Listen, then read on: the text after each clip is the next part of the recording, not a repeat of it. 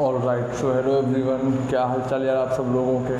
I hope आप सभी बढ़िया हो, स्वस्थ हो और आनंदित हो, अपने काम को अच्छे से कर रहे हो। काम क्या है? पढ़ाई। ठीक है, मतलब टाइम टू टाइम अपने पढ़ाई को आप सीरियसली लिए हुए हो, है ना, कि आप अपने पढ़ाई में कोई भी काम चोरी नहीं कर रहे हो, अपने वर्क को अच्छे से किए जा रहे हो, अपने होमवर्क को प्रॉपर टाइम पे कर रहे हो, रिवीजन प्रॉपरली किए जा रहे हो, और तो और आप क्वेश्चन प्रैक्टिस भी अच्छे से कर रहे हो।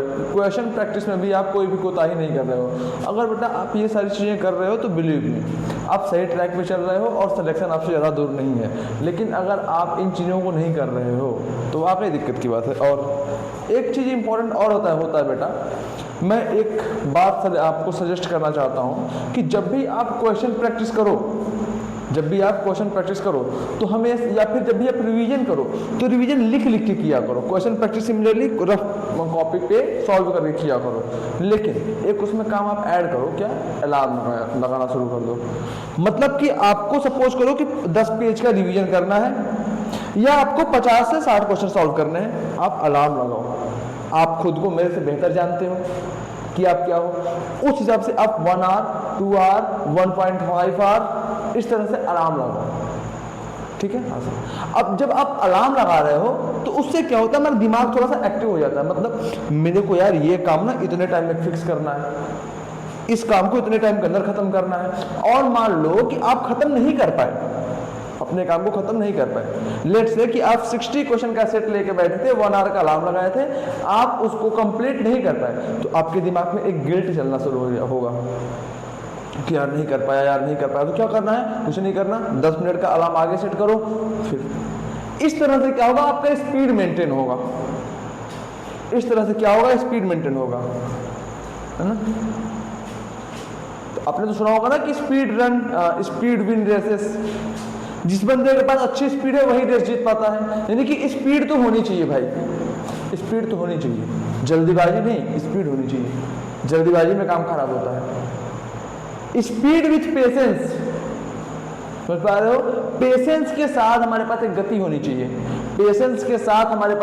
होनी चाहिए, यही आपको सिलेक्शन दिलाएगा बेटा। ठीक है, तो हमेशा याद रखना कि मेहनत करो, लेकिन एक प्रॉपर वे में करो।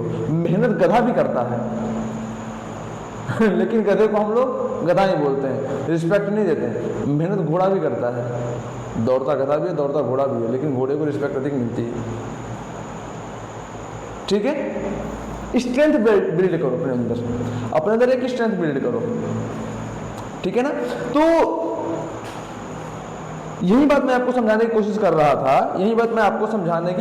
रहा था कि चीजों को बहुत अधिक लाइटली मत लो और चीजों को बहुत अधिक स्ट्रेस में भी मत लो। स्ट्रेसफुल मत बनाओ चीजों को। मेरे एक सर हैं, वो हमेशा कहते थे कि पूरे बॉडी पे स्ट्रेस हो, ठीक है, इस पे स्ट्रेस नहीं होना चाहिए। दिमाग पे अगर स्ट्रेस हुआ, खत्म मामला, फिर नहीं कर पाओगे। टेंशन या स्ट्रेस में आप पढ़ाई नहीं कर सकते। और बिलीव मी कि अगर आप अभी काम चोरी करोगे तो जब लास्ट का मोमेंट आएगा, दिसंबर का टाइम आएगा, नवंबर का टाइम आएगा, रिवीजन का टाइम, जब आपको रिवीजन की जरूरत रहेगी, या फिर आपने जितना पढ़ा उसको बस रिवाइज करते रहो, उस पे बस एक नजर मारते रहो, अब स्पीड बिल्ड करने की जब बात आएगी वहां पे आप बिखर जाओगे। लेकिन अगर आप अभी से सीरियस हो तो वहां पे बहुत रिलैक्स रहोगे, कोई फर्क ही नहीं पड़ेगा आपको, कोई चिंता नहीं। सुन पा रहे हो? वहां पे एकदम आप आराम से अपना काम करके निकल जाओगे। क्योंकि वहां पे जब जाओगे, हम नवंबर दिसंबर में एंटर करोगे तो स्कूल के असाइनमेंट होंगे, स्कूल के प्रैक्टिकल्स होंगे, वाइवा होगा, बोर्ड होगा, बहुत सारी चीजें आपको झेलने के लिए होंगी। और फिर जनवरी में तो जेईई के भी एग्जाम्स होने लगे हैं। ये प्रेशर अपने आप में एक अलग प्रेशर है। फिर बोर्ड के जैसे बस यूईटी। सर क्या पढ़े, क्या छोड़े, क्या करें, कुछ समझ में ही नहीं आ रहा है कि नहीं। ये सारी प्रॉब्लम्स हैं।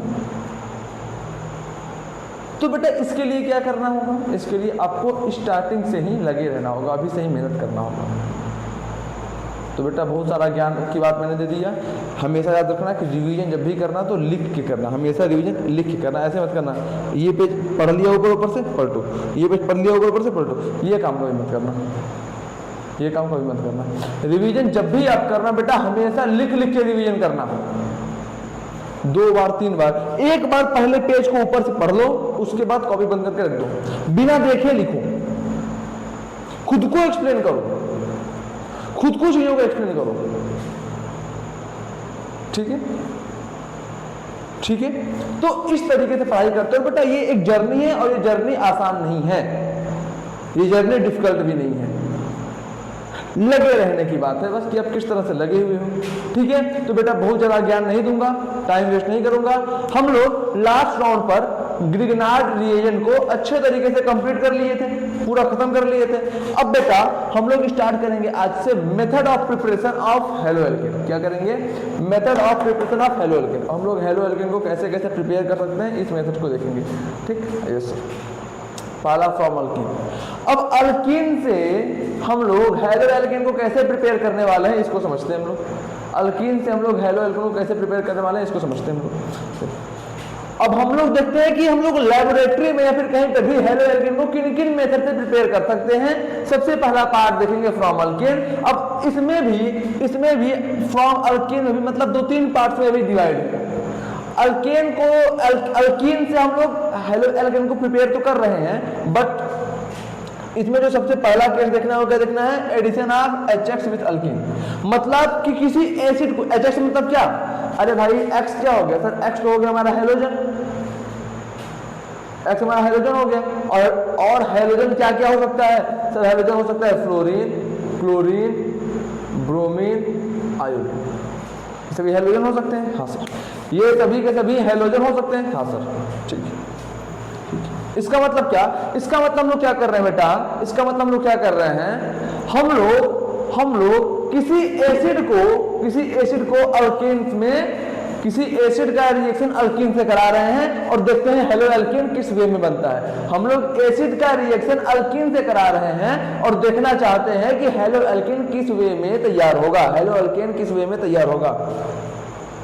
अब ध्यान देना कि ये जो एसिड है वो किसका एसिड है? हेलोजन का एसिड है, हेलोजन वाले एसिड है, कोई भी एसिड नहीं है, ये सारे हेलोजन वाले एसिड हैं। यानी कि हम लोग जो हेलो एल्केन का प्रिपरेशन देख रहे हैं यहाँ पर, वो हेलोजन वाले एसिड से देख रहे हैं। किसे देख रहे हैं? हेलोजन वाले एसिड से देख रहे हैं। और हेलोजन क्या है? हेलोजन को हम लोग एक्स से रिप्रेजेंट करते हैं। ये क्या है? हमारा हेलोजन। और ये हेलोजन कौन कौन से एटम होते हैं? ये हेलोजन होते हैं हमारे fluorine, chlorine, bromine, iodine. Generally इनके एसिड को हमको देखना है। ठीक है, हाँ सर, अच्छी बात है, बहुत अच्छी बात है। तो आओ सबसे पहले हम लोग रिएक्शन को कंप्लीट करते हैं। हम लोग पहले सबसे पहले रिएक्शन को सीखते हैं। लेट से हमारे पास ये है कोई compound CH3, C double bond CH2 और ये भी मैंने लिया CH। ठीक है, हाँ सर। इसका रिएक्शन मैंने किससे कर दिया बेटा? HCl के साथ कर दिया। इसका रिएक्शन मैंने किसके साथ कर दिया? HCl के साथ कर दिया। चलो, बहुत अच्छी बात है, बहुत अच्छी बात है। चीजों को बताओ, चीजों को आप मेरे को बताओ बेटा। अगर ये एसिड है, HCl अगर एक एसिड है, तो एसिड का काम क्या होता है सर? एसिड अपने अंदर से H+ आयन रिलीज करता है। एसिड अपने अंदर से H+ आयन को रिलीज करता है। अच्छी बात है, अच्छी बात है, ध्यान से समझना। तो ये क्या करेगा बेटा? ये क्या करेगा? ये अपने अंदर से H+ को रिलीज करेगा। ये क्या करेगा? अपने अंदर से H+ को रिलीज करेगा। समझते जाओ। अच्छा अच्छा अच्छा, अगर ये एसिड अपने अंदर से H+ को रिलीज कर रहा है तो क्या बचा सर? Cl negative. अगर ये अपने अंदर से H+ को निकाल दिया, अगर ये अपने अंदर से H+ को निकाल दिया तो बचा क्या सर? Cl नेगेटिव बचा, है कि नहीं? हाँ सर। मुझे बताओ इस Cl नेगेटिव और इस H+ में ज्यादा स्टेबल कौन है? इस Cl नेगेटिव और इस H+ में ज्यादा स्टेबल कौन है? तो बच्चा क्या बोलेगा सर? देखो, क्लोरीन जो है वो है हमारा 17th ग्रुप का एलिमेंट। क्लोरीन जो है वो हमारे 17th ग्रुप का एलिमेंट है, यानी कि इसके लास्ट शेल में होता है 7 इलेक्ट्रॉन। जब तक क्लोरीन हमारा न्यूट्रल है, इसके लास्ट शेल में कितना होता है? 7 इलेक्ट्रॉन, है कि नहीं? हाँ सर। लेकिन क्लोरीन क्या चाहेगा कि इसके लास्ट शेल में हो जाए 8 इलेक्ट्रॉन। क्लोरीन चाहेगा क्या कि इसके लास्ट शेल में 8 इलेक्ट्रॉन हो जाए। अब 8 इलेक्ट्रॉन करने के लिए, अपने लास्ट शेल में 8 इलेक्ट्रॉन करने के लिए क्लोरीन 1 इलेक्ट्रॉन को गेन करेगा ना? क्लोरीन एक इलेक्ट्रॉन को गेन करेगा ना, हाँ सर बिल्कुल बिल्कुल करेगा सर। तो जैसे ही क्लोरीन अपने में एक इलेक्ट्रॉन को गेन किया ताकि 8 इलेक्ट्रॉन हो जाए, ये किस में कन्वर्ट हो जाएगा, Cl नेगेटिव में। किस में कन्वर्ट हो जाएगा, Cl नेगेटिव में। अभी सर न्यूट्रल क्यों है, क्योंकि अभी इसके पास जितने प्रोटॉन है उतने इलेक्ट्रॉन है। लेकिन जैसे ही ये बंदा 8, इसके पास एक एक्स्ट्रा इलेक्ट्रॉन आया, मतलब 8 इलेक्ट्रॉन होने का मतलब क्या, 7 इलेक्ट्रॉन पहले से थे, अब एक एक्स्ट्रा इलेक्ट्रॉन आ गया। तो जैसे ही इस क्लोरीन के पास एक एक्स्ट्रा इलेक्ट्रॉन आया, इसके ऊपर एक नेगेटिव चार्ज अराइव हो जाएगा कि नहीं। क्यों सर, इसके पास प्रोटॉन तो अभी भी वही है। क्लोरीन का atomic number sir 17, atomic number इसका हो गया 17, यानी कि इसके पास 17 इलेक्ट्रॉन 17। जब तक क्लोरीन न्यूट्रल है, इसके पास 17 इलेक्ट्रॉन और 17 प्रोटॉन है कि नहीं, हाँ सर। लेकिन जैसे ही Cl नेगेटिव फॉर्म में हुआ, इसके पास प्रोटॉन तो अभी भी 17 है, इसके पास प्रोटॉन तो अभी भी 17 है, लेकिन इलेक्ट्रॉन क्या हो जाएंगे, इलेक्ट्रॉन हो जाएंगे टोटल 18 इलेक्ट्रॉन हो जाएंगे 18, हाँ सर। इस वजह से इस पर नेगेटिव चार्ज है। हालांकि मैं बहुत बेसिक बातों में मैं चला जाता हूँ, ये चीज़ मेरे को सुधारनी है, ये चीज़ आपको पता होंगी अब, क्योंकि आप 12th में आ गए हो, बट नहीं पता जिसको थी उनको बता दिए, ठीक है, हाँ सर। तो अब समझो इसका मतलब आप यहाँ से ये तो समझ गए कि दोनों में ज़्यादा स्टेबल कौन है। तो बच्चा बोलेगा कि सर क्लोरीन जैसे ही Cl नेगेटिव वाले फॉर्म में कन्वर्ट हुआ, क्लोरीन जैसे ही Cl नेगेटिव वाले फॉर्म में कन्वर्ट हुआ, इसके लास्ट शेल में 8 इलेक्ट्रॉन हो गए, यानी कि इसका ऑक्टेट कंप्लीट हो गया, इसका ऑक्टेट कंप्लीट हो गया। ठीक है सर, बिल्कुल ठीक है सर, बिल्कुल ठीक है। लेकिन हाइड्रोजन H पॉजिटिव का मतलब क्या, H पॉजिटिव का मतलब ये है कि जो हाइड्रोजन है उसके लास्ट शेल में सिर्फ 1 इलेक्ट्रॉन थे, हाइड्रोजन के लास्ट शेल में सिर्फ 1 इलेक्ट्रॉन था, है कि नहीं सर, बिल्कुल है। लेकिन H पॉजिटिव होने का मतलब क्या है कि इस इलेक्ट्रॉन को भी इसने लूज कर दिया। अब जैसे ही हाइड्रोजन इस इलेक्ट्रॉन को भी लूज कर दिया, इसके पास क्या हुआ, इसके पास हुआ 0 इलेक्ट्रॉन, इसके पास सिर्फ और सिर्फ प्रोटॉन बचा, 1 प्रोटॉन बचा। बताओ ज्यादा स्टेबल कौन है, ज्यादा न्यूट्रलिटी को कौन ढूंढेगा, ये कि ये बंदा स्टेबल है लेकिन इसके पास कुछ है ही नहीं। ये क्या है सर, ये अनस्टेबल है। क्या है, अनस्टेबल। अच्छी बात है, अच्छी बात। तो जो बंदा जितना अधिक अनस्टेबल वो उतना ज्यादा मूव करेगा, हाँ या ना सर, बिल्कुल सही बात है सर, बिल्कुल सही बात है। तो मेरे को आप एक बात बताओ, अगर ये H पॉजिटिव यहाँ पे है अनस्टेबल और ये क्लोरीन है यहाँ पे स्टेबल, तो सबसे पहले इधर को कौन अप्रोच करेगा, H पॉजिटिव की Cl नेगेटिव। सबसे पहले इधर को कौन अप्रोच करेगा, ये H पॉजिटिव की Cl negative. Sir H positive approach करेगा, सर H पॉजिटिव अप्रोच करेगा, ठीक है, हाँ सर। सबसे पहले रिएक्टेंट की तरफ कौन भागेगा, सर H पॉजिटिव भागेगा। अब ध्यान दो, जैसे ही ये H पॉजिटिव रिएक्टेंट की तरफ आया, जैसे ही ये H पॉजिटिव रिएक्टेंट की तरफ आया, होगा क्या कि 2 कार्बन के बीच में जो पाई बॉन्ड है, इन दोनों कार्बन के बीच में जो पाई बॉन्ड है वो ब्रेक कर जाएगा। वो क्या कर जाएगा, ब्रेक कर जाएगा। अब ब्रेक करने के 2 ऑप्शन है कि पाई बॉन्ड इस कार्बन पर शिफ्ट हो, पहला ऑप्शन तो ये, और दूसरा ऑप्शन पाई बॉन्ड इस कार्बन पर शिफ्ट हो, ये दूसरा ऑप्शन। पहला, अब देखो कौन सा ऑप्शन करेक्ट है सर, कौन सा ऑप्शन करेक्ट है सर, ये बताओ। चलो पहला ऑप्शन क्या देखते हैं कि पाई बॉन्ड इस कार्बन पर शिफ्ट किया। तो देखो बेटा ध्यान से, जब ये पाई बॉन्ड इस कार्बन पर शिफ्ट करेगा तो इस कार्बन पर नेगेटिव चार्ज आएगा, इसमें पॉजिटिव चार्ज आएगा।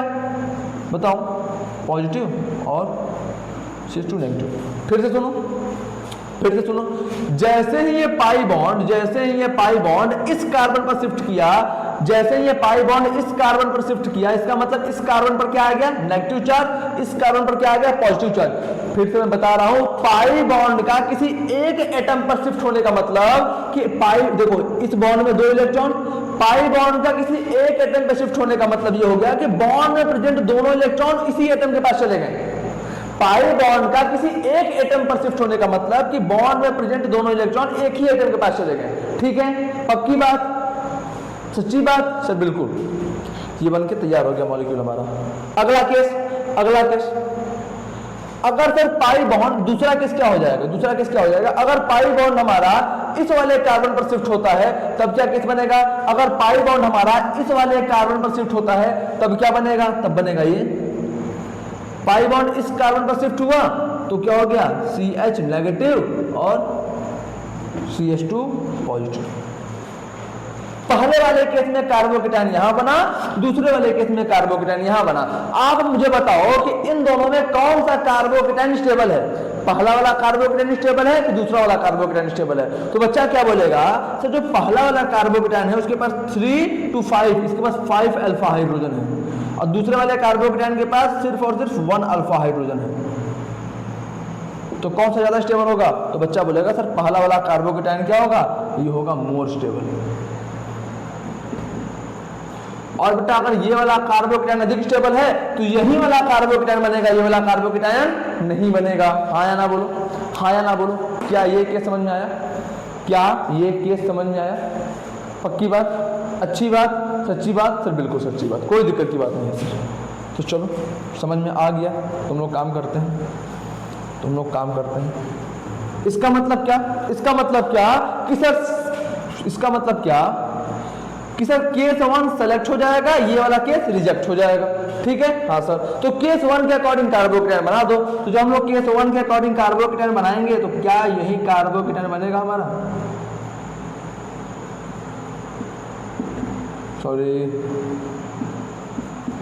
क्या हमारा कार्बोकेटायन यही बनेगा? हाँ सर। जैसे ही ये कार्बोकेटायन बना, सबसे पहला काम क्या होगा? सबसे पहला काम क्या होगा? अब ये हमारा जो H पॉजिटिव है, अब ये हमारा जो H पॉजिटिव है जाएगा इस नेगेटिव से, ये H पॉजिटिव जाएगा वो इस नेगेटिव से जुड़ जाएगा, H पॉजिटिव जो है वो इस नेगेटिव से जुड़ जाएगा। ठीक है, पक्की बात? हाँ सर पक्की बात। तो जैसे ही ये H पॉजिटिव इस नेगेटिव से जुड़ता है, हमको क्या प्रोडक्ट देखने को मिलेगा? हमको ये प्रोडक्ट देखने को मिलेगा, पॉजिटिव CH3। ये बेटा मैंने समझाने के लिए आपको अलग अलग स्टेप में लिखा है, बट आप मान लो सीधे यहाँ पे आप एक बात सोचो कि कार्बोकेटायन कहाँ बनेगा? सर कार्बोकेटायन यहाँ बनेगा, यहाँ पर नेगेटिव चार्ज बन रहा है, तो नेगेटिव चार्ज को मत बनाओ, डायरेक्टली इसको यहाँ पे आप जोड़ दो।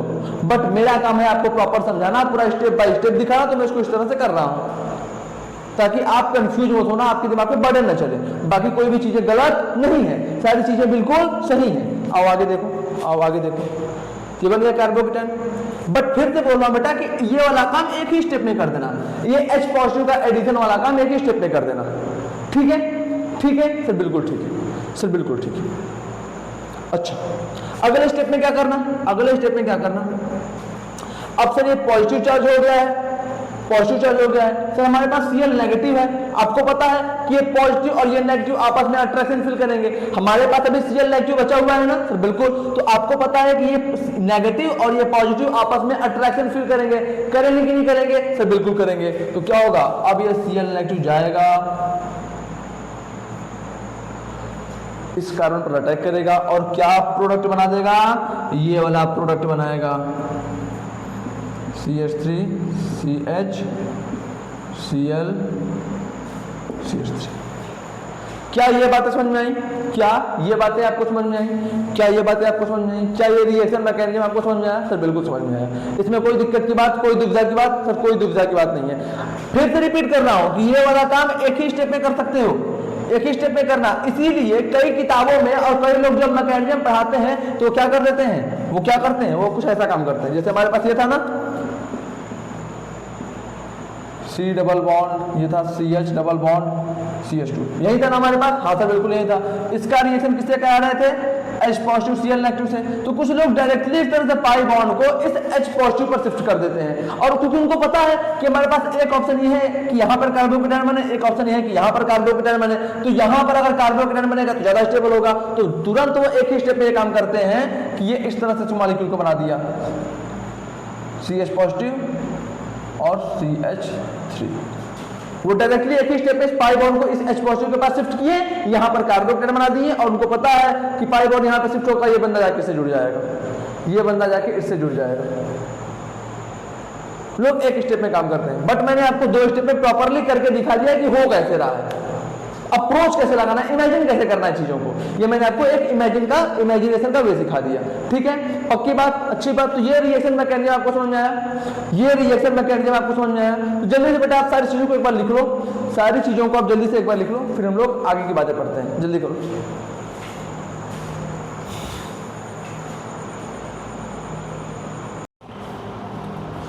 तो चलो बेटा हम लोगों ने एक चीज पढ़ लिया था कि अल्कीन से हम लोग हेलो एल्केन को कैसे प्रिपेयर कर सकते हैं with the help of acid. कौन सा एसिड? HX। अब ये बात समझने के बाद हम लोग क्या करते हैं, थोड़ा सा और डीप में चीजों को समझने की कोशिश करते हैं और थोड़ा सा और ध्यान से इन चीजों को देखते हैं। देखो हुआ क्या था सर, सबसे पहले क्या हुआ था इस रिएक्शन में, फॉर्मेशन ऑफ कार्बोकेटाइन। क्या हुआ था? Formation of carbocation. यही हुआ था कि नहीं सर? बिल्कुल यही हुआ था। तो आप एक बात ध्यान देना बेटा कि हमारा मॉलिक्यूल कुछ ऐसा था, R3 डबल बॉन्ड CH2। ये सबसे पहले किस तरह से कन्वर्ट हुआ? सर सबसे पहले ये कार्बोकेटाइन वाले फॉर्म में कन्वर्ट हुआ। तो जो कार्बोकेटाइन वाला फॉर्म था, क्या वो यही कार्बोकेटाइन का फॉर्म था? हाँ सर बिल्कुल यही था। तो बेटा आप एक बात ध्यान देना कि यहाँ पे बंदे न्यूट्रल है, यहाँ पे मॉलिक्यूल न्यूट्रल है, यहाँ पर एटम न्यूट्रल है, बट यहाँ पर एक एटम पे आ गया पॉजिटिव चार्ज। तो इसका मतलब ये कि न्यूट्रलिटी से चार्ज पॉइंट तक मूव करना क्या हमारे लिए ये एक रेट डिटरमाइनिंग स्टेप नहीं होगा? यहाँ पर न्यूट्रल है, यहाँ पर चार्ज है, तो आपको ऑब्वियसली एक बात पता है कि जो बंदा न्यूट्रल वो थोड़ा सा अधिक स्टेबल और जो बंदा चार्ज वो थोड़ा सा कम स्टेबल। इसका मतलब न्यूट्रलिटी से चार्ज वाले पॉइंट तक मूव करना ये थोड़ा सा स्लो होगा, और अगर ये थोड़ा सा स्लो होगा तो ये हमारा क्या होगा बेटा? RDS। ठीक बात है? पक्की बात है? हाँ सर बिल्कुल पक्की बात है। अच्छा दूसरा बात क्या लिख दूं मैं? दूसरा बात क्या मैं लिख दूं यहाँ पे कि फॉर्मेशन ऑफ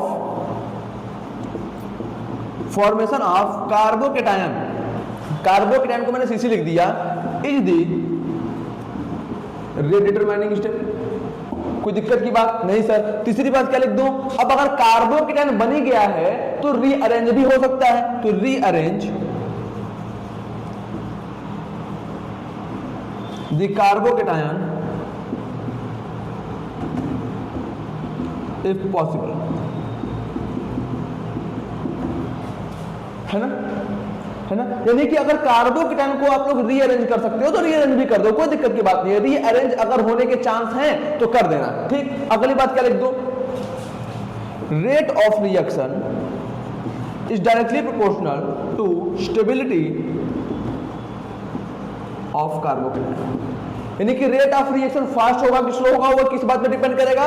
कार्बोकेटाइन कितना स्टेबल है, कितना अनस्टेबल है। अगर कार्बोकेटाइन ज्यादा स्टेबल है तो रेट ऑफ रिएक्शन ज्यादा अच्छा होगा, कार्बोकेटाइन कम स्टेबल है तो रेट ऑफ रिएक्शन खराब होगा। अच्छा पांचवा point, rate of reaction with respect to HX।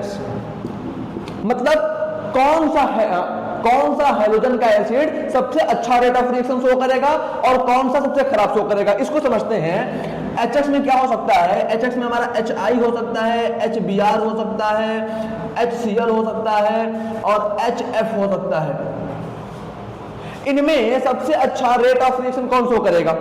तो मैंने आपको मैकेनिज्म समझाते टाइम एक बात बताया था कि H पॉजिटिव जो है वो H नेगेटिव से थोड़ा सा अनस्टेबल है, इस वजह से H पॉजिटिव तुरंत जाता है अल्कीन की तरफ, जाता है कि नहीं जाता? हाँ सर। इसका मतलब रेट ऑफ रिएक्शन इस बात पर डिपेंड करेगा कि कौन सा मॉलिक्यूल, कौन सा बंदा अपने अंदर से जल्दी H पॉजिटिव को रिलीज करता है। ठीक है, कौन सा बंदा अपने अंदर से जल्दी H पॉजिटिव को रिलीज करता है। ठीक है, पक्की बात? हाँ सर। इसको भी हम लोग नॉर्मल ट्रेंड से ही समझते हैं। सर क्या आपको पता है आयोडीन का साइज बड़ा, उससे छोटा Br का साइज, उससे भी छोटा Cl का साइज और सबसे छोटा F का साइज।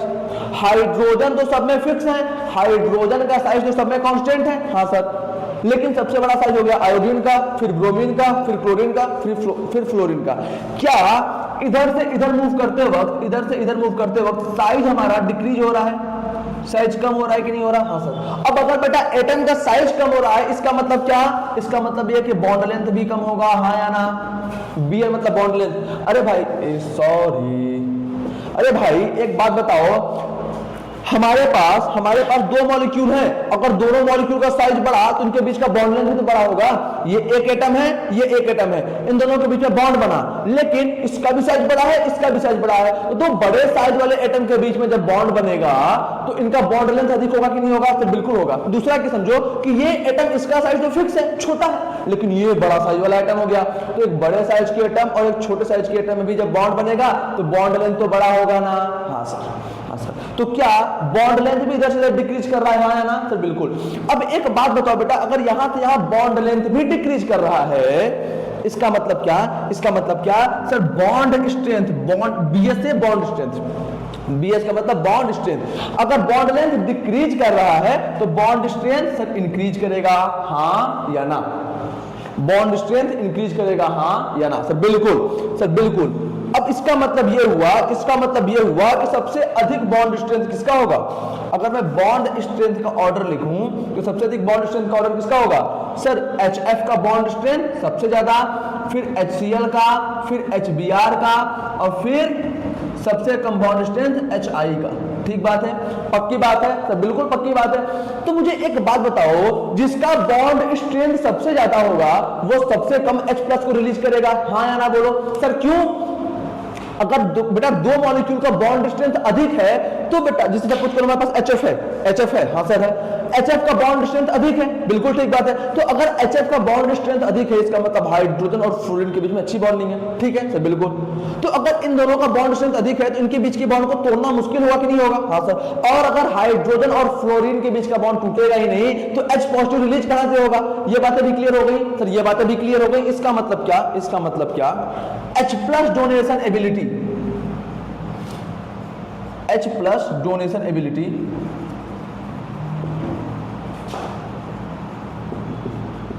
सबसे अधिक किसका होगा? सर HI का होगा, सबसे अधिक किसका होगा? सर HI का होगा, फिर HBr का होगा, फिर HCl का होगा, फिर HF का होगा। ये किसकी एबिलिटी हो गया? Lone pair, sorry H+ donation ability, ठीक है। सबसे अच्छा HI H+ क्यों डोनेट करेगा पता चल गया? हाँ सर, क्योंकि HI का बॉन्ड स्ट्रेंथ सबसे कम है। अब एक बात समझना कि जो बंदा जितना अच्छा H+ डोनेट करता है, जो मॉलिक्यूल जितना अधिक अमाउंट में H+ डोनेट करता है वो उतना अधिक एसिडिक होगा, यस और नो? सर बिल्कुल पढ़ा रखा है आपने। इसका मतलब एसिडिक स्ट्रेंथ का अगर मैं ऑर्डर पूछ लूं तो एसिडिक स्ट्रेंथ का ऑर्डर क्या हो जाएगा? सर HI जो है वो सबसे अच्छा एसिड हो जाएगा, फिर HBr हो जाएगा, फिर HCl हो जाएगा, फिर HF हो जाएगा। एसिडिक स्ट्रेंथ का ऑर्डर ये हो गया। क्या ये बातें भी क्लियर हैं आपको? क्या आपको ये बातें भी क्लियर हैं? आपको क्या ये बातें भी क्लियर है? हाँ सर। इसका मतलब अगर हमको अल्कीन से, अगर हमको अल्कीन से क्या बनाना है, अगर हमको अल्कीन से हेलो अल्कीन बनाना है तो सबसे अच्छा रेट ऑफ रिएक्शन कौन शो करेगा? सबसे अच्छा जो रेट ऑफ रिएक्शन शो करेगा वो कौन करेगा? वो करेगा सबसे अच्छा rate of reaction HI show करेगा, फिर HBr शो करेगा, फिर HCl शो करेगा, फिर HF शो करेगा। क्या ये सारी बातें क्लियर हुई? क्या ये सारी बातें क्लियर हुई कि अल्कीन से हेलो अल्कीन बनाने में सबसे अच्छा रेट ऑफ रिएक्शन कौन सा एसिड शो करने वाला है? पक्की बात, बढ़िया बात। जल्दी से आप इसको नोट करोगे या इसका स्क्रीनशॉट लोगे, फिर हम लोग आगे की तरफ मूव करेंगे और टॉपिक को और गहराई में समझने की कोशिश करेंगे। जल्दी करो।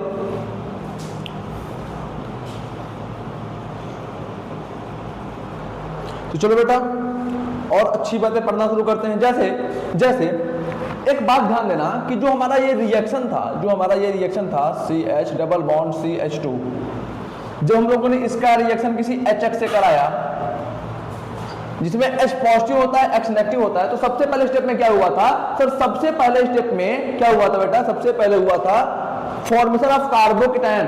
कार्बोकेटायन का फॉर्मेशन क्यों हुआ? क्योंकि ये पाई बॉन्ड इस H पॉजिटिव के पास शिफ्ट हो गया, क्योंकि पाई बॉन्ड इस H पॉजिटिव के पास शिफ्ट हो गया, मतलब यहां से पाई इलेक्ट्रॉन्स इस H पॉजिटिव के पास चले गए, हाँ या ना? सर बिल्कुल।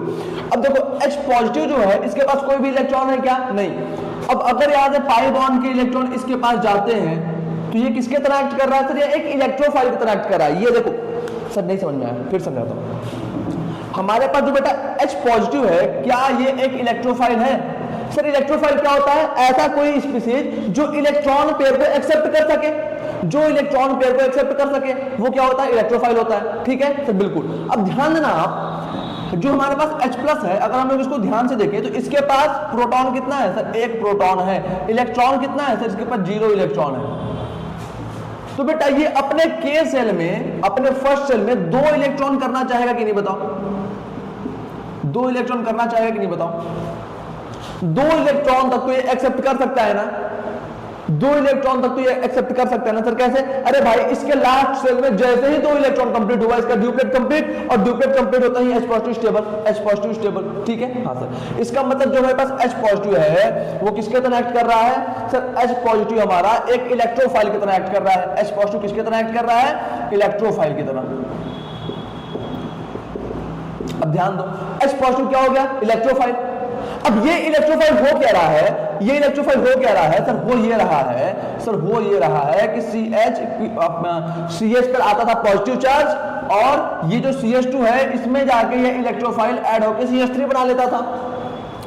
इस पर आता था पॉजिटिव चार्ज, और ये जो H पॉजिटिव है वो जाके CH2 के पास जाता था और CH3 में कन्वर्ट हो जाता था, CH3 बना लेता था। है कि नहीं? है कि नहीं? फिर से समझो, होता क्या था कि ये इलेक्ट्रॉन, ये जो पाई बॉन्ड है वो इस H पॉजिटिव के पास गया, हाँ सर, जिसके वजह से यहाँ पर क्या बना? कार्बोकेटायन बना। क्या बना? कार्बोकेटायन बना। ठीक है, पक्की बात है सर, बिल्कुल पक्की बात है। और ये जो H पॉजिटिव है वो इस कार्बन से जाके अटैच हो जाता था। H पॉजिटिव जो है वो इस कार्बन से जाके अटैच हो जाता था। यही होता था ना? हाँ सर, बिल्कुल होता था। इसका मतलब H पॉजिटिव एक इलेक्ट्रोफाइल की तरह एक्ट कर रहा है, और ये जो इलेक्ट्रोफाइल है वो क्या हो जा रहा है? ऐड हो जा रहा है। क्या हो जा रहा है? ऐड हो जा रहा है। किसमें? मॉलिक्यूल में। तो क्या हम लोग इस मॉलिक्यूल को इलेक्ट्रोफिलिक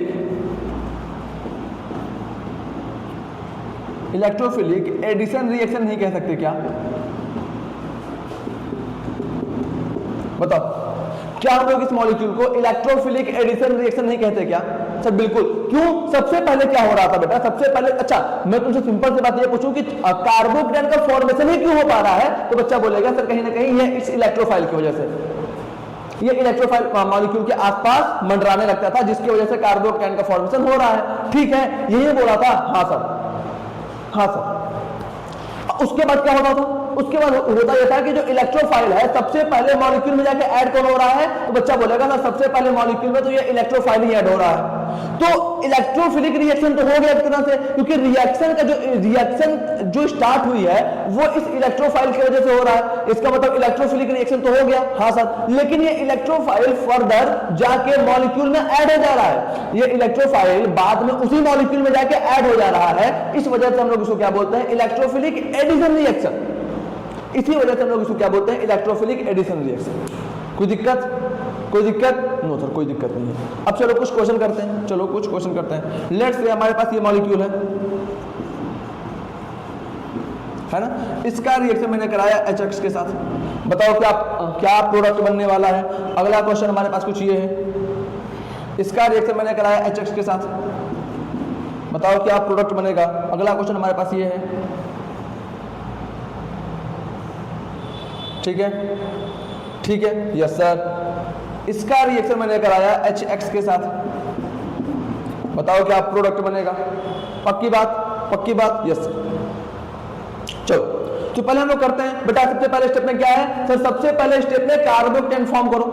सबसे पहले स्टेप में कार्बोकेटायन को फॉर्म करो। चलो भाई, कार्बोकेटायन में इस कार्बन पे फॉर्म करूं कि इस कार्बन पर फॉर्म करूं? सर किसी कार्बन पे कार्बोकेटायन बना दो, सेम ही है। अगर आप इस पे कार्बोकेटायन बनाओगे तब भी 1 डिग्री कार्बोकेटायन, अगर आप इस पे कार्बोकेटायन बनाओगे तब भी 1 डिग्री कार्बोकेटायन। यानी कि दोनों में से किसी कार्बन पे आप कार्बोकेटायन को बनाओ, सेम कार्बोकेटायन का फॉर्मेशन होने वाला है। मैंने बोला बहुत बढ़िया बेटा। तो सबसे पहले मैं ये बना लेता हूं, CH2 सिंगल बॉन्ड CH2, ये हो गया पॉजिटिव, तो ये हो गया नेगेटिव। अरे मैंने इस तरह से बॉन्ड को तोड़ दिया। अब जैसे ही मैंने इस तरह से बॉन्ड को तोड़ दिया, ओ सॉरी,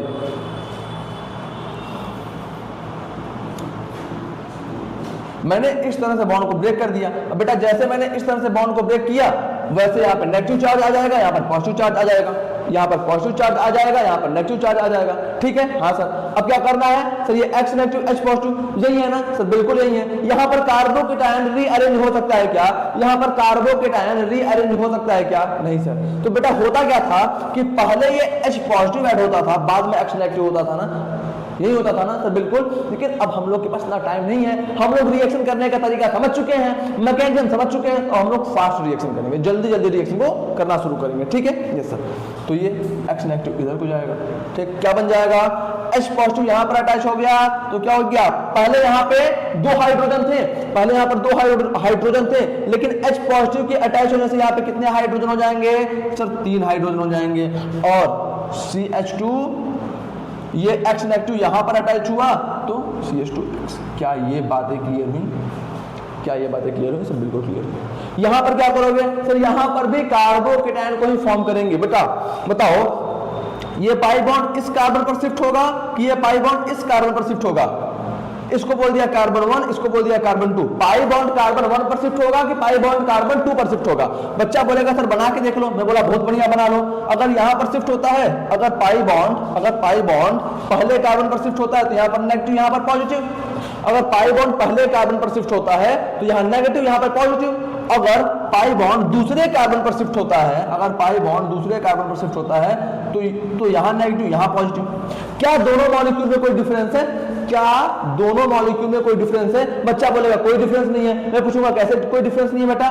तो बच्चा बोलेगा सर देखो, ये भी हमारा 2 डिग्री कार्बोकेटायन है और ये भी हमारा 2 डिग्री कार्बोकेटायन है। दोनों में कोई फर्क नहीं है, दोनों के पास same number of alpha hydrogen है। तो बच्चा बोलेगा सर एक किसी को इरेज कर दो और एक किसी को बना दो, दोनों बिल्कुल सेम हैं, दोनों बिल्कुल सेम टू सेम बंदे हैं, दोनों में कोई भी भेदभाव नहीं है। मैं बोला बहुत बढ़िया बेटा। जैसे ही अब यहाँ पर कार्बोकेटायन का फॉर्मेशन हो गया, दूसरे स्टेप में क्या करेंगे? X नेगेटिव H पॉजिटिव, इस नेगेटिव को इस पॉजिटिव से जोड़ दो और इस नेगेटिव को इस पॉजिटिव से जोड़ दो। क्या बन जाएगा? क्या बन जाएगा? जितने पॉइंट्स लिखवाने थे बेटा उतने पॉइंट्स को आप लोग याद रखना। यहाँ पे हो गया X, यहाँ पे हो गया H। जितने पॉइंट मैंने आपको लिखवाए हैं उन पॉइंट को याद रखना। अगर वाइवा में क्वेश्चन पूछा जाता है तो आपको सारी बातें मैं बता चुका हूँ कि एक इलेक्ट्रोफिलिक एडिशन रिएक्शन है, कार्बोकेटायन फॉर्मेशन होता है, ब्ला ब्ला। इसमें एक रूल और लगता है, उसको भी मैं पढ़ाऊंगा, उसका फिर लिमिटेशन नहीं बताऊंगा, बट ध्यान से सुनते रहो। अभी के लिए ध्यान से सुनते रहो, पूरी फोकस से सुनते रहो। 1-2 रूल और है, उसको बहुत बेहतरीन तरीके से बहुत डिटेल में पढ़ेंगे हम लोग। जल्दी आओ, ठीक।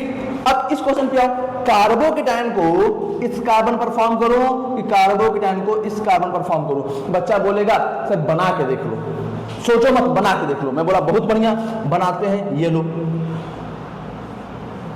अगर कार्बोकेटायन इस कार्बन पर अगर कार्बोकेटायन इस कार्बन पर बना तो यहाँ पे क्या हो जाएगा? ये पॉजिटिव। और अगर कार्बोकेटायन इस कार्बन पर बना तो क्या हो जाएगा? ये पॉजिटिव। यही होगा ना सर? बिल्कुल यही होगा। अब मुझे एक बात बताओ, अगर कार्बोकेटायन इस कार्बन पर बना, अगर कार्बोकेटायन इस कार्बन पर बना तो ये पॉजिटिव, सिमिलरली ये नेगेटिव। और अगर कार्बोकेटायन इस कार्बन पर बना तो ये पॉजिटिव और ये नेगेटिव। इतनी बातें क्लियर हुई? अगर भाई कार्बोकेटायन यहां बन रहा है तो दूसरा वाला नेगेटिव, और अगर कार्बोकेटायन यहां बन रहा है, अगर कार्बोकेटायन यहां बन रहा है तो दूसरा वाला नेगेटिव। ठीक है, इसमें कोई दिक्कत की बात नहीं सर? कोई दिक्कत की बात नहीं है। अब मुझे एक बात बताओ, ये कार्बोकेटायन ज्यादा स्टेबल है कि ये कार्बोकेटायन ज्यादा स्टेबल है? बच्चा बोलेगा सर ये कार्बोकेटायन हमारा 2 डिग्री कार्बोकेटायन और ये कार्बोकेटायन जो है हमारा 1 डिग्री कार्बोकेटायन। अब सबको पता है कि 1 डिग्री कार्बोकेटायन जो होता है वो लेस स्टेबल होता है 2 डिग्री कार्बोकेटायन से। 1 डिग्री कार्बोकेटायन 2 डिग्री कार्बोकेटायन से हमेशा लेस स्टेबल होता है। इसका मतलब क्या? इसका मतलब क्या सर? इसका मतलब ये हुआ कि ये वाला प्रोडक्ट नहीं बनेगा, ये वाला कार्बोकेटायन नहीं बनेगा, सिर्फ और सिर्फ ये वाला कार्बोकेटायन बनेगा। पक्की बात? हाँ सर। अब अगर कार्बोकेटायन बन गया तो रीअरेंज भी खुद को कर सकता है, खुद को रीअरेंज कर सकता है। हाँ या ना बोलो, हाँ या ना बोलो। सर बिल्कुल कर सकता है, सर बिल्कुल कर सकता है। तो होगा क्या? ये हो गया हमारा H। रीअरेंज करने के लिए क्या हो जाएगा? सबसे पहले हाइड्राइड शिफ्ट।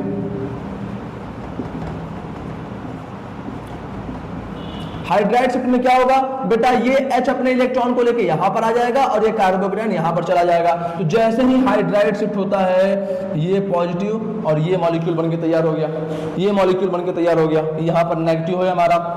ठीक है, क्या ये कार्बोकेटायन अधिक स्टेबल है कि ये कार्बोकेटायन अधिक स्टेबल है? बच्चा बोलेगा सर जो ये वाला कार्बोकेटायन है वो 3 डिग्री कार्बोकेटायन है और इसके पास अगर हम लोग नंबर ऑफ अल्फा हाइड्रोजन भी काउंट करें तो इससे ज्यादा है। इसके पास more number of alpha hydrogen है, इसके पास कम नंबर ऑफ अल्फा हाइड्रोजन है, इसका मतलब ये ज्यादा स्टेबल कार्बोकेटायन है। तो रीअरेंज भी हो गया। अब उसके बाद क्या होगा सर? उसके बाद कुछ नहीं होगा, ये X नेगेटिव H पॉजिटिव, इस पॉजिटिव को इस नेगेटिव से जोड़ दो, इस पॉजिटिव को इस नेगेटिव से जोड़ दो और इस नेगेटिव को इस पॉजिटिव से जोड़ दो।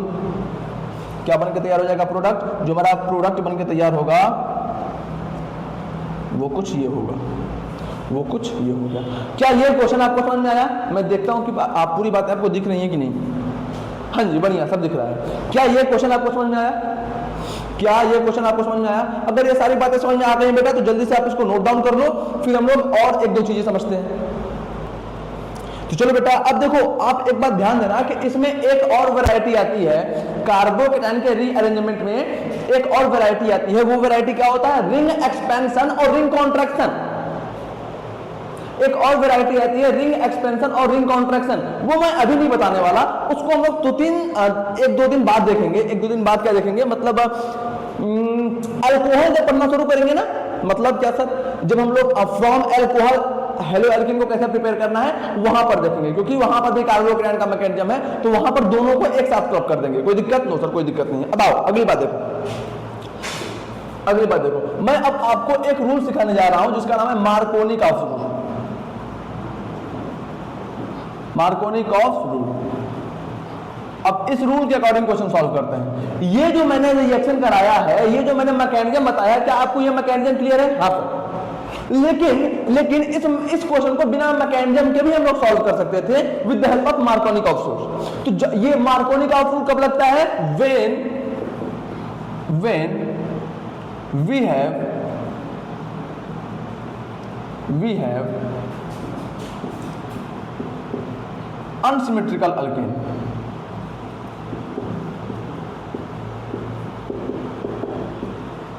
अनसिमेट्रिकल अल्कीन, जब हमारे पास अनसिमेट्रिकल अल्कीन हो तो हम लोग वहां पर मार्कोनी-कॉफ रूल भी लगा सकते हैं आराम से, कोई दिक्कत की बात नहीं होती। एक सेकंड का टाइम देना बस। हाँ जी बालक, तो आपको क्या ये बात पता चल गया कि मार्कोनी-कॉफ रूल कहां लगाना है? जब हमारा अल्कीन अनसिमेट्रिकल हो। Sir symmetrical alkyne, unsymmetrical alkyne, क्या क्या बोल रहे हो, क्या क्या बोल रहे हो? आज बहुत बड़ी बड़ी बातें बोल दे रहे हो सर। समझ लेते हैं। जैसे देखो ये क्या हो गया, सिमेट्रिकल मतलब अगर हम लोग मॉलिक्यूल को बीच से कट कर दें, अगर हम लोग मॉलिक्यूल को बीच से कट कर दें तो जो चीजें इस तरफ हो वही चीजें, मतलब मॉलिक्यूल है आपके पास, मॉलिक्यूल को आप बीच से कट कर दो, अगर मॉलिक्यूल को बीच से कट कर दो तो जो चीज लेफ्ट हैंड साइड में है वही चीज अगर राइट हैंड साइड में हो जाए तो उसको हम लोग बोलेंगे सिमेट्रिकल। उसको हम लोग क्या बोलेंगे? सिमेट्रिकल। दूसरा एग्जांपल देखो, ये हो गया हमारा, ये हमारा एक टाइप का साइक्लोअल्केन है। हाँ सर, इसको मैं बीच से कट कर देता हूं, क्या जो पार्ट लेफ्ट हैंड साइड को है वही पार्ट राइट हैंड साइड को है? Yes sir. तो ये भी क्या हो गया? सिमेट्रिकल। क्या हो गया? सिमेट्रिकल। अगली बात देखो, सी सी सी सी, इसको अगर हम लोग इस तरह से बीचों बीच कट करते हैं तो जो पार्ट लेफ्ट हैंड साइड में है वही पार्ट राइट हैंड साइड में है कि नहीं? हाँ सर। तो ये भी क्या हो गया? सिमेट्रिकल। क्या हो गया? सिमेट्रिकल। कोई दिक्कत की बात? नो सर, कोई दिक्कत की बात नहीं। अगला केस देखो, जैसे ये लिया मैंने P, इसको अगर मैं इस तरह से बीचों बीच कट करता हूं या इस तरह से कहीं से भी इसको कट करो, जो पार्ट लेफ्ट हैंड साइड में है क्या वही पार्ट राइट हैंड साइड में है? अगर मैं इसको इस तरह से कट करता हूं, अगर मैं इसको इस एक्सिस पे कट करता हूं तो लेफ्ट हैंड साइड वाला पार्ट और राइट हैंड साइड वाला पार्ट सेम है क्या? नहीं है सर। अच्छा, मैं इसको अगर इस तरह से बीचों बीच कट करता हूं तो ऊपर वाला पार्ट और नीचे वाला पार्ट सेम है क्या? सर नहीं है। ये क्या हो गया? अनसिमेट्रिकल। क्या बात समझ में आई? Yes sir. अब एक एग्जांपल और देखो, सी सी सी, है कि नहीं? हाँ सर। ठीक, अब ये देखो ना, इस चीज को देखो, अगर मैं इस तरह से बीचों बीच मॉलिक्यूल को कट करता हूं, अगर मैं मॉलिक्यूल को इस तरह से बीचों बीच कट करता हूं तो क्या जो पार्ट लेफ्ट हैंड साइड में है वही पार्ट राइट हैंड साइड में है क्या? सर नहीं है। इसको दूसरे तरीके से सोचो, सर लेफ्ट हैंड साइड में भी 2 कार्बन का पार्ट, राइट हैंड साइड में भी 2 कार्बन का पार्ट, बीचों बीच कट कर दो तो बीचों बीच कट करने के बाद एक कार्बन का पार्ट लेफ्ट हैंड साइड में और एक कार्बन का पार्ट राइट हैंड साइड में, लेकिन लेफ्ट हैंड साइड में single bond, right hand side में डबल बॉन्ड। इसका मतलब ये भी क्या हो गया? अनसिमेट्रिकल। दिख जाना चाहिए। क्या बातें क्लियर हुई? सिमेट्रिकल और अनसिमेट्रिकल पहचान लोगे। देखो इतनी छोटी छोटी चीजें बता दे रहा हूं, मुझे बताना नहीं चाहिए बट मैं बता दे रहा हूं, क्योंकि मुझे नहीं पता कि कैमरे के उस तरफ जो बच्चा बैठ के पढ़ रहा है वो कैसा है, उसको ये सारी चीजें समझ में आ रही है कि नहीं। मैं बस इमेजिनेशन पे चल रहा हूं, तो जो मुझे लगता है कि मेरे को समझा देना चाहिए मैं समझा रहा हूं। हालांकि मैं बहुत अधिक ओवर एक्सप्लेन कर रहा हूं, मुझे पता है, बट फिर वही कि मुझे नहीं पता चल रहा है ना कि सामने वाला बंदा किस तरह से बैठ के पढ़ रहा है। बट ठीक है, इसको धीरे धीरे कम करते चलेंगे हम लोग, और यहाँ पर बहुत बेसिक से बहुत डिटेल में पढ़ लिए हैं, लेकिन अल्कोहल में ऐसा काम नहीं करेंगे। अल्कोहल में इतना तह तक नहीं जाएंगे। मैं बताऊंगा कि देखो वहां पर ये काम ऐसे करने सिखाया था। ठीक है, हाँ सर। तो मार्कोनी-कॉफ रूल कहां लगता है? अनसिमेट्रिकल अल्कीन पे। कहां लगता है? अनसिमेट्रिकल अल्कीन पे।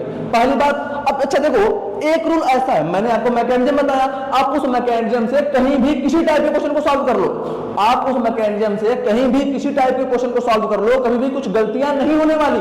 लेकिन ये जो रूल है बेटा, इसका एक लिमिटेशन है अपने आप में, इसका अपने आप में एक लिमिटेशन है। और दूसरी बात ये बोल देता है कि मैं बस अनसिमेट्रिकल वाले चीजों पे लगता हूं, मैं सिर्फ और सिर्फ अनसिमेट्रिकल बंदों पे लगता हूं। अच्छा, तो आप मुझे अगर एक बात बताओगे कि अगर ये यहां से ऐसे ही बोल दे रहा है कि मैं सिर्फ अनसिमेट्रिकल पे लगूंगा और मेरे अपने, तो हम लोग 4 बातें पढ़ने से अच्छा एक बात पढ़ें। हालांकि ये आपके बोर्ड में आएगा, बोर्ड में इसका डेफिनेशन आ जाता है, आपके जो प्रैक्टिकल होते हैं उसमें direct Markovnikov rule, anti Markovnikov rule से क्वेश्चन मेरे से ही पूछा गया था, आपसे ही पूछा जा सकता है, तो मेरे को बताना मजबूरी है, बट मेरे नजर में क्या है, ये एक बकवास, मेरे नजर में क्या बेटा, ये एक बकवास रूल है, बहुत ही बकवास रूल है। ठीक है,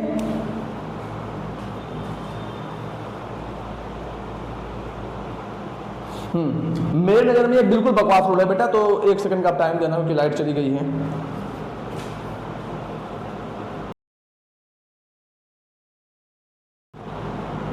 हाँ जी, तो बेटा बताओ, बकवास चीजों को पढ़ना है बेटा, मैं फिर से बता रहा हूं, बकवास चीजों को पढ़ने से अच्छा एक सॉलिड चीज पढ़ लो। अब अगली बात ध्यान देना कि मैं मार्कोनिकॉफ रूल आपको बता तो दूंगा, लेकिन आप क्वेश्चन हमेशा मेरे मैकेनिज्म वाले अप्रोच से करना, कार्बोकेटायन वाले अप्रोच से करना। चलो, बट मैं बता देता हूं मार्कोनिकॉफ रूल है क्या, बट मैं आपको बता देता हूं ये रूल है क्या, समझते हैं। जैसे हमारे पास ये हो गया अनसिमेट्रिकल अल्केन, हो गया कि नहीं हो गया? हाँ सर, इसका रिएक्शन हम लोग किससे करा रहे हैं? एसिड के साथ, HX के साथ। ठीक है, यस सर। तो ये रूल क्या बोलता है, ये जो रूल बोलता है वो ये कहता है कि positive part of the reagent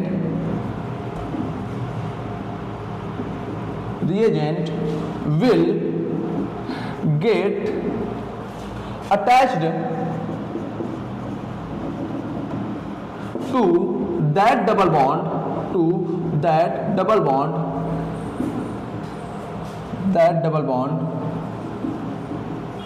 carbon atom which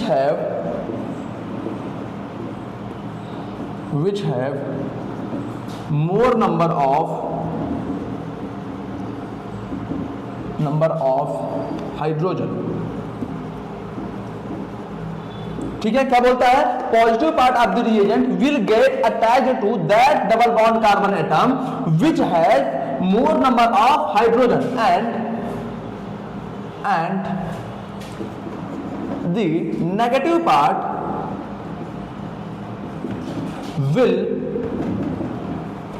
gate attached to that double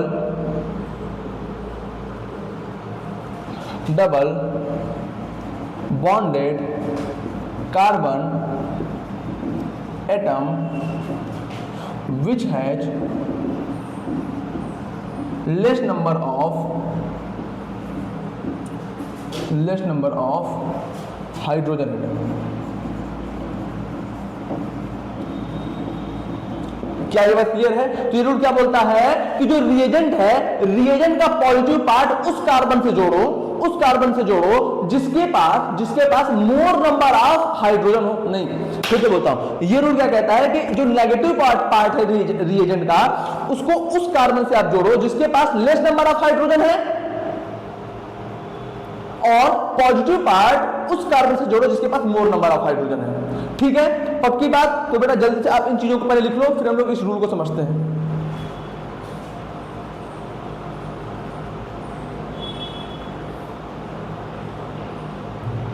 हो गया बेटा, हो गया? तो चलो बेटा, इसी क्वेश्चन को अब हम लोग आगे की तरफ सॉल्व करके देखते हैं। ये हो गया नेगेटिव पार्ट, ये हो गया पॉजिटिव पार्ट। ठीक है, हाँ सर। पॉजिटिव पार्ट को कहां जोड़ना है, जहां पर जहां पर मोर नंबर ऑफ हाइड्रोजन है। पॉजिटिव पार्ट को उस कार्बन पर जोड़ना है जहां पर मोर नंबर ऑफ हाइड्रोजन है। तो मोर नंबर ऑफ हाइड्रोजन इस डबल बॉन्डेड कार्बन के पास है कि इस डबल बॉन्डेड कार्बन के पास है? तो बच्चा बोलेगा सर इस डबल बॉन्डेड कार्बन के पास ज्यादा हाइड्रोजन है, 2 हाइड्रोजन है, और इस डबल बॉन्डेड कार्बन के पास सिर्फ और सिर्फ 1 हाइड्रोजन है। इसका मतलब ये पॉजिटिव पार्ट इस कार्बन पर आके जुड़ेगा, और ये नेगेटिव पार्ट कहां जुड़ेगा बेटा? नेगेटिव पार्ट सिर्फ उस कार्बन के पास जुड़ेगा, उस डबल बॉन्डेड कार्बन के पास जुड़ेगा जिसके पास लेस नंबर ऑफ हाइड्रोजन हो। तो लेस नंबर ऑफ हाइड्रोजन इसके पास है, तो नेगेटिव पार्ट इधर को आके जुड़ जाएगा, इधर को आके जुड़ जाएगा। बना दो बेटा, CH3C, यहां पे हो गया X, फिर CH3 और ये H। ये क्या था बेटा? यहाँ पे CH2 था और ये हो गया H। क्या ये बात क्लियर हुआ? क्या आप मार्कोनी कर्व रूल से प्रोडक्ट बनाने सीख गए? मार्कोनी कर्व रूल से आप प्रोडक्ट बनाने सीख गए? अगर नहीं सीखे हो तो एक दो एग्जांपल और करा देता हूं। नहीं सीखे हो तो एक दो एग्जांपल, अच्छा लिख लिया ना इसको? आई होप कि लिख लिया होगा। अगर नहीं सीखे हो तो एक दो एग्जांपल और करा देता हूं ताकि अच्छे से सीख जाओ। चलो भाई बेटा, मुझे नहीं पता बट क्यों, लेकिन ये एग्जामिनर के बोर्ड में बहुत अच्छे क्वेश्चंस होते हैं। मतलब अच्छे क्वेश्चन तो नहीं कहूंगा, उनके बहुत फेवरेट टॉपिक्स में से एक आते हैं Markovnikov of rules. Anti Markovnikov of rule तो फिर भी ठीक है, लेकिन मार्कोनी ऑफ रूल को भी लोग बहुत अधिक महत्व देते हैं बोर्ड में, कॉलेज में, स्कूल्स में। क्यों देते हैं मुझे नहीं पता, इसकी अपने आप में ही एक लिमिटेशन है, ठीक है, बट क्यों है? मैं हमेशा इसी बात को मानता हूं कि 4 बातें मत पढ़ो, 4 चीजों को मत पढ़ो, एक चीज पढ़ो, सॉलिड पढ़ो, एक चीज पढ़ो और सॉलिड पढ़ो, है ना। चलो बोर्ड वालों का ये बहुत फेवरेट टॉपिक है तो मैं पढ़ा देता हूं। चलो एक क्वेश्चन और कर लो जिसको नहीं समझ में आया। मान लो हमारे पास ये है CH3 CH2 C double bond C CH3, है ना।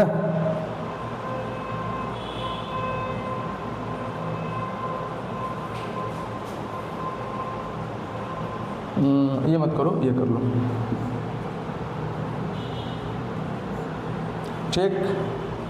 और यहाँ पे कर दो CH2, ये कर दो, ये हो गया H, ये हो गया हमारा H2। चलो इसमें क्या करो बेटा, आप इसका रिएक्शन मैं इसका रिएक्शन HCl से कराता हूँ, मैं इसका रिएक्शन HCl से कराता हूँ। तो बेटा HCl में पॉजिटिव कौन? सॉरी H पॉजिटिव, नेगेटिव कौन? Sir Cl negative. Negative part कहाँ जुड़ेगा? जहां पर लेस नंबर ऑफ हाइड्रोजन है, तो नेगेटिव पार्ट को लेस नंबर ऑफ हाइड्रोजन वाले साइड जोड़ दो। पॉजिटिव पार्ट कहाँ जुड़ेगा? जहां पर मोर नंबर ऑफ हाइड्रोजन है, तो पॉजिटिव पार्ट को मोर नंबर ऑफ हाइड्रोजन वाले साइड में जोड़ दो। ध्यान देना, हम लोग उस कार्बन को यहाँ पर मेंशन कर रहे हैं, हम लोग उस कार्बन पर एडिशन कर रहे हैं जो डबल बॉन्डेड कार्बन है।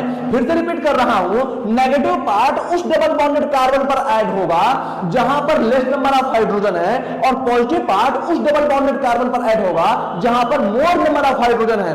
तो इस डबल बॉन्डेड कार्बन के पास ज्यादा हाइड्रोजन है, इस डबल बॉन्डेड कार्बन के पास कम हाइड्रोजन है, तो इसके पास नेगेटिव आएगा, इसके पास पॉजिटिव आएगा। क्या ये बात क्लियर हुआ? क्या ये बात क्लियर हुआ? पक्का क्लियर हुआ? क्रिस्टल क्लियर हुआ? सर बिल्कुल हो गया, सर बिल्कुल हो गया। क्या प्रोडक्ट बनेगा बेटा?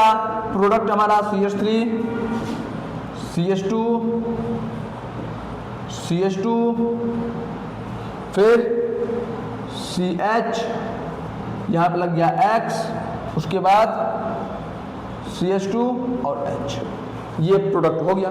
अगला क्वेश्चन कर लेते हैं बेटा, कोई दिक्कत की बात नहीं है। अगला क्वेश्चन कर लेते हैं, बहुत आराम से करेंगे, बहुत आराम से करेंगे, मस्त तरीके से करेंगे। ये हो गया, ये हो गया। बताओ इसका रिएक्शन मैं किसे करा रहा हूं? HX के साथ। इसका रिएक्शन मैं किसे करा रहा हूं? HX के साथ। क्या ये भी एक टाइप का अनसिमेट्रिकल अल्कीन है? क्या ये भी एक टाइप का अनसिमेट्रिकल अल्कीन है कि नहीं? फिर बिल्कुल है। कैसे है बेटा? काट दो बीचों बीच से, ऊपर जो चीज है नीचे जो चीज है बिल्कुल डिफरेंट है। तो क्या है ये? Unsymmetrical alkyne. ये हो गया हमारा, ये हो गया हमारा नेगेटिव, ये हो गया हमारा पॉजिटिव। पॉजिटिव पार्ट कहां ऐड होगा? सर जहां पर मोर नंबर ऑफ हाइड्रोजन है, तो मोर नंबर ऑफ हाइड्रोजन इस कार्बन के पास होंगे कि इस कार्बन के पास होंगे? तो बच्चा बोलेगा सर जो ये वाला कार्बन है, जो ये वाला कार्बन है, इसने 1 2 3 बॉन्ड बना रखे हैं, इसका मतलब इसके पास एक H होगा, और जो ये वाला कार्बन है इसने 1 2 3 4 बॉन्ड बना रखे हैं, इसका मतलब इसके पास 0 H होगा। तो ज्यादा H किसके पास है? इस कार्बन के पास ज्यादा हाइड्रोजन है कि इस कार्बन के पास ज्यादा हाइड्रोजन है? तो बच्चा बोलेगा सर इस वाले कार्बन के पास ज्यादा हाइड्रोजन है, इसका मतलब ये पॉजिटिव पार्ट जाके इस वाले कार्बन पर ऐड होगा और ये नेगेटिव पार्ट जाके इस वाले कार्बन पर ऐड होगा। क्या प्रोडक्ट बन जाएगा? क्या जो हमारा प्रोडक्ट बन के तैयार होगा वो बिल्कुल यही होगा। क्या यहाँ पर X और यहाँ पर 2 हाइड्रोजन। बोलो हाँ या ना मेरे भाई, बोलो भाई, बोलो भाई, बोलो भाई, क्या यही प्रोडक्ट होगा? क्या मार्कोनी का रूल लगा के आपको प्रोडक्ट बनाने आ गया? पक्की बात, अच्छी बात, बढ़िया बात सर, बिल्कुल। तो इसको आप लिखोगे, फिर मैं मार्कोनी का रूल और अपने मैकेनिज्म को थोड़ा सा एक दूसरे से कॉमन तरीके से मैच कराने की कोशिश करूंगा। उसके बाद मैं मार्कोनी का रूल का लिमिटेशन बताऊंगा। ठीक है, पक्की बात है, बढ़िया बात है। जल्दी से आप पहले इसका स्क्रीनशॉट लो या नोट डाउन करो, जल्दी करो।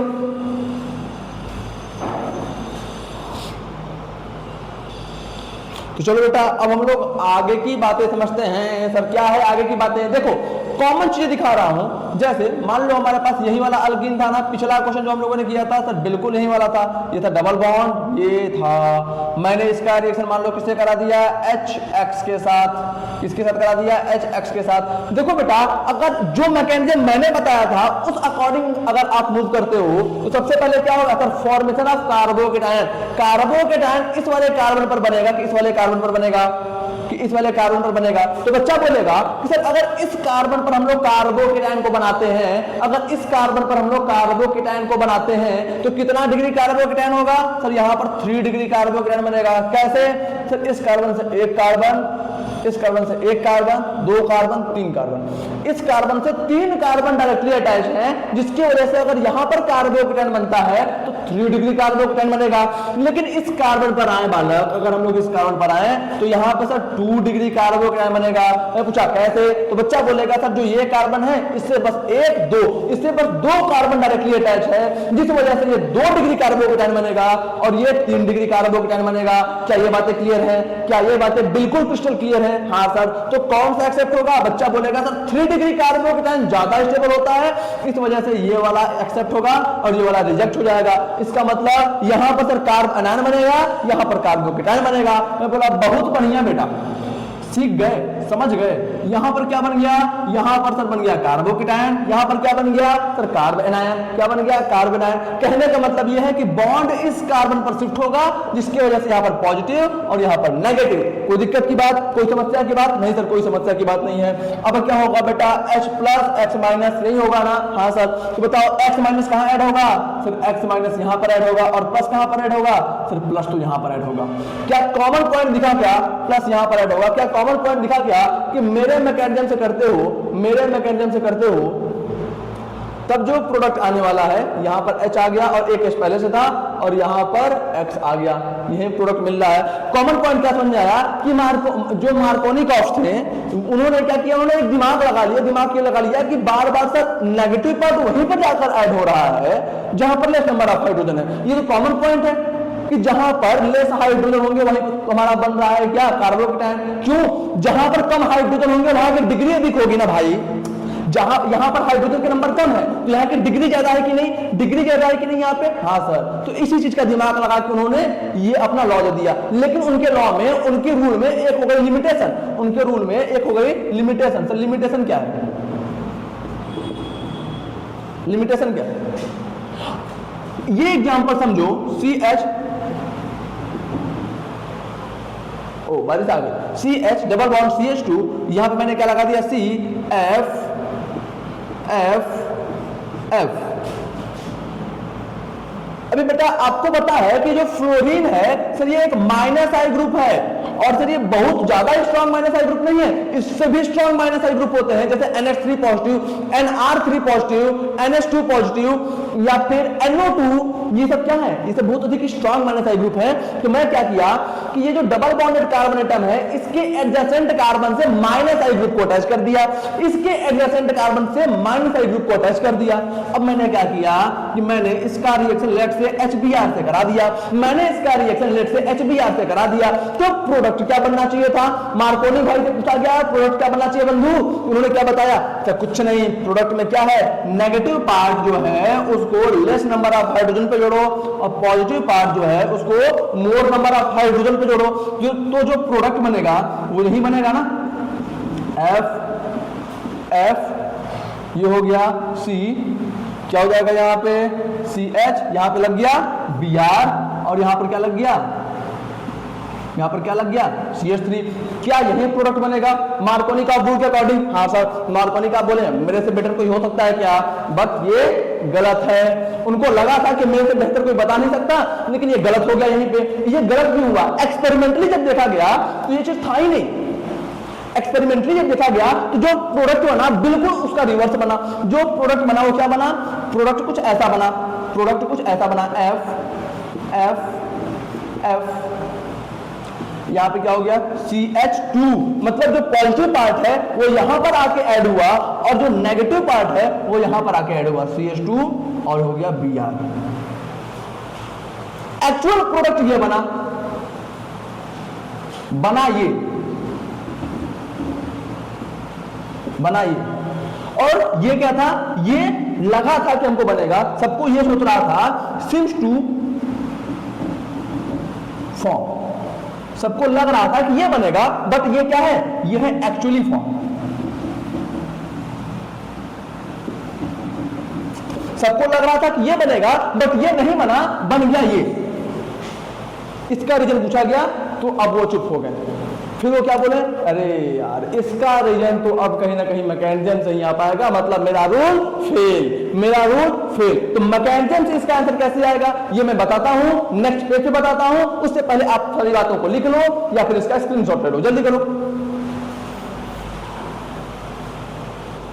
तो चलो भाई, चलो बच्चों, अब अगली बात देखते हैं कि जो रूल हम लोगों ने देखा, जो प्रोडक्ट देखा, उसका बिल्कुल विपरीत, उसका बिल्कुल अपोजिट प्रोडक्ट क्यों बन रहा था, इसके पीछे के रीजन को हम लोग समझने का प्रयास करते हैं। समझो, क्या हमारे पास यही मॉलिक्यूल था? क्या हमारे पास यही मॉलिक्यूल था? हाँ सर यही मॉलिक्यूल था। इसमें क्या दिक्कत की बात? मैं बोला कि बहुत बढ़िया बेटा, H डबल बॉन्ड CH2। अब हम लोग मैकेनिज्म से समझने की कोशिश करते हैं कि मार्कोनी कॉक्स रूल यहां पे फेल क्यों हो रहा था। बेटा मैकेनिज्म क्या बोलता है? मैकेनिज्म ये बोलता है कि सबसे पहले करो फॉर्मेशन ऑफ कार्बोकेटायन। सबसे पहले क्या करोगे? Formation of carbocation. तो आप मुझे एक बात बताओ, कार्बोकेटायन कहां पर फॉर्म होगा? तो बच्चा बोलेगा कार्बोकेटायन सर हमेशा कार्बोकेटायन हमेशा मोर स्टेबल साइड में फॉर्म होगा। कार्बोकेटायन हमेशा उस कार्बन पर फॉर्म होगा जहां पर उसको ज्यादा स्टेबिलिटी मिल पाए, यही होगा ना सर? बिल्कुल। इसका मतलब बच्चा क्या बोलेगा? बच्चा बोलेगा कि सर देखो ये तो है हमारा 2 डिग्री कार्बन, ये है हमारा 1 डिग्री कार्बन। तो बच्चा बोला अगर सर 2 डिग्री कार्बन पर कार्बोकेटायन फॉर्म होता है तो यहां पर होगा 2 डिग्री कार्बोकेटायन। अगर 2 डिग्री कार्बन पर पॉजिटिव चार्ज आता है इसका मतलब बन गया 2 डिग्री कार्बोकेटायन, और अगर 1 डिग्री कार्बन पर पॉजिटिव चार्ज आता है तो यहां पर क्या बन जाएगा? 1 डिग्री कार्बोकेटायन। तो मुझे एक बात बताओ, 1 डिग्री कार्बोकेटायन और 2 डिग्री कार्बोकेटायन में ज्यादा स्टेबल कौन है? तो बच्चा बोलेगा सर 2 डिग्री कार्बोकेटायन अधिक स्टेबल है। और बच्चा क्या करेगा? बच्चा ये करेगा कि F लगाएगा, F लगाएगा, F लगाएगा, फिर यहां पर CH के ऊपर लगा दिया पॉजिटिव और यहां पर क्या लगा दिया? CH2 पर नेगेटिव। अब मैं यहां डायरेक्ट क्या करता हूं बेटा कि जो H पॉजिटिव है मैं डायरेक्ट यहां पे ऐड ही कर देता हूं, CH3 कर देता हूं, ठीक है? क्योंकि ये वाला जो प्रोसेस होता है, जो ये वाला स्टेप होता है, यहाँ पे नेगेटिव पॉजिटिव ऐड होने वाला और बहुत फास्ट होता है, बहुत जल्दी होता है, हमारे आपके सोच से जल्दी होता है। अच्छा, मैं तुमसे पूछता हूं क्या ये वाला कार्बोकेटायन स्टेबल है? तो बच्चा बोलेगा अरे सर यहां पर एक प्रॉब्लम आ गई। मैं पूछा क्या प्रॉब्लम आया? तो बच्चा बोलेगा सर इस कार्बोकेटायन से एक कार्बन के गैप पे 1 2 3 3 माइनस आई ग्रुप है। इस कार्बोकेटायन से एक कार्बन के गैप पे 1 2 3 माइनस आई ग्रुप है। और माइनस आई ग्रुप क्या करते हैं? माइनस आई ग्रुप क्या करते हैं? ये कार्बोकेटायन को अनस्टेबल करते हैं। क्या करते हैं? कार्बोकेटायन को ये अनस्टेबल करते हैं। हाँ सर, ये बात तो सर हमें पता थी कि माइनस आई ग्रुप कार्बोकेटायन को अनस्टेबल कर रहे हैं। इसका मतलब ये हम लोगों ने सोचा था कि ये कार्बोकेटायन है तो स्टेबल, बट ये एक्चुअली अनस्टेबल है। क्या है? अनस्टेबल है। क्यों अनस्टेबल है? क्योंकि इसके पास 3 माइनस आई ग्रुप है, और माइनस आई ग्रुप हमेशा कार्बोकेटायन को क्या करते हैं? अनस्टेबल करते हैं। इसका मतलब सर ये कार्बोकेटायन कभी फॉर्म ही नहीं होगा। अरे भाई किसी बंदे को अपने ऊपर किसी को भी इतना चुलो थोड़ी ना मचा होता है, इतना पागल थोड़ी ना होता है कि अपने ऊपर पॉजिटिव चार्ज ले ले और खुद अनस्टेबल हो जाए। अगर अपने ऊपर कोई चार्ज ले रहा है तो तभी लेगा ना जब वो स्टेबल हो। इतना बेवकूफ तो कोई नहीं है। हाँ सर, इसका मतलब क्या? तो इसका मतलब कार्बोकेटायन यहां पर फॉर्म ही नहीं होगा। एक्चुअल में जो कार्बोकेटायन का फॉर्मेशन हो जाएगा वो कुछ ऐसा हो जाएगा, F ये हो गया हमारा CH, फिर यहां पर हो जाएगा CH2 पॉजिटिव, और यहां पर हो गया नेगेटिव। एक्चुअल में कार्बोकेटायन का फॉर्मेशन यहां पे होगा।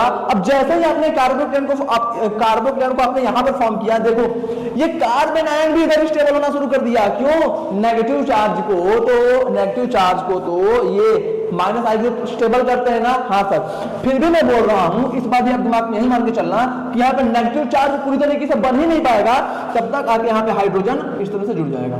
यहाँ पर नेगेटिव चार्ज पूरी तरह से बन ही नहीं पाएगा तब तक हाइड्रोजन आके यहाँ का जो हम लोगों ने HCl लिया है या फिर HBr लिया है, यहाँ का हाइड्रोजन आके इसमें जुड़ जाएगा। यहाँ का हाइड्रोजन यहाँ पर आके जुड़ जाएगा। ये बातें क्लियर हुई? हाँ सर। अब Br नेगेटिव कहाँ ऐड होगा? सर Br नेगेटिव पॉजिटिव पर ऐड होगा, तो ये हमारा जो प्रोडक्ट बनेगा वो कुछ ये बनेगा, CF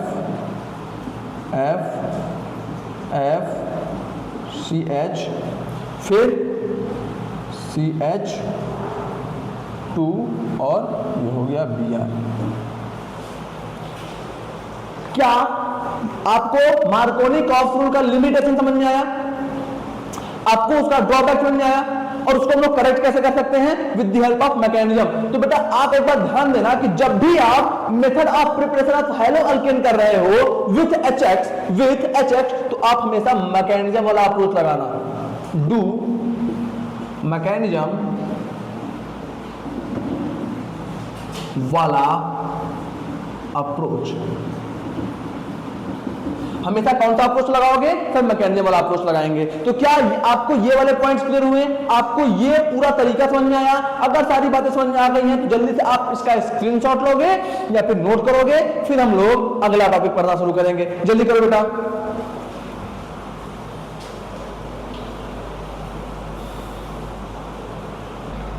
तो बेटा हमारा मार्कोनी-कॉक्स रूल और पहला मेथड ऑफ प्रिपरेशन की preparation of hello alkane from alkyne, ये वाला पार्ट हमारा हो गया कंप्लीट। अल्कीन में कब? जब हम लोग अल्कीन को HX से रिएक्ट कराते थे, उसमें मार्कोनी-कॉक्स रूल, उसका लिमिटेशन, सारी बातों को हम लोगों ने सीख लिया। तो बेटा नेक्स्ट लेक्चर से हम लोग क्या स्टार्ट करेंगे? Anti Markovnikov-COX rule.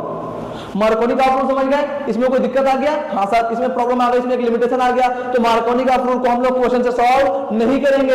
ये इस मार्कोनी-कॉक्स रूल के क्वेश्चन को सॉल्व हम लोग मैकेनिज्म से करेंगे। हम लोग किसे सॉल्व करेंगे? मैकेनिज्म से सॉल्व करेंगे, मार्कोनी-कॉक्स रूल नहीं लगाएंगे।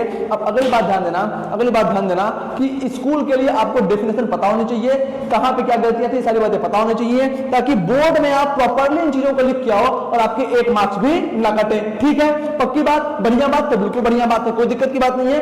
तो बेटा नेक्स्ट राउंड पे हम लोग पढ़ना स्टार्ट करेंगे एंटी मार्कोनी-कॉक्स रूल।